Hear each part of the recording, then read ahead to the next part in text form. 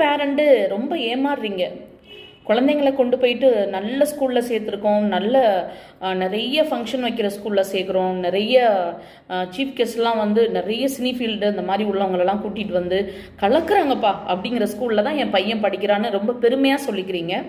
உன்னை ஒன்று சொல்லவா, அப்படிப்பட்ட ஸ்கூல்ஸ்லேருந்து எனக்கிட்ட கவுன்சிலிங் கொண்டுட்டு வர்றாங்க. அந்த குழந்தைங்களுக்கு ஒரு ஃபண்டமெண்டல் எஜுகேஷன் கூட இல்லைங்க.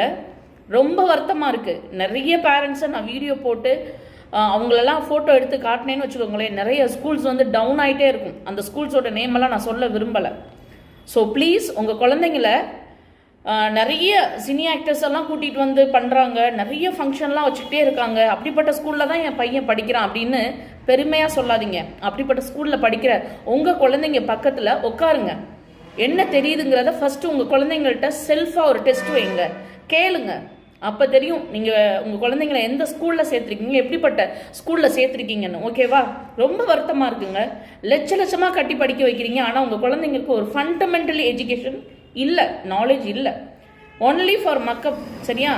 ஸோ நல்ல தரமான ஒழுக்கத்தை முன்னுரிமையாக வச்சு சொல்லக்கூடிய, எஜுகேஷனுக்கு முக்கியத்துவம் கொடுக்கக்கூடிய அற்புதமான பள்ளிகள் நிறைய இருக்குங்க. அந்த மாதிரி ஸ்கூல்ஸில் கொண்டு உங்கள் குழந்தைங்கள சேருங்க. ஓகேவா? தேங்க்யூ.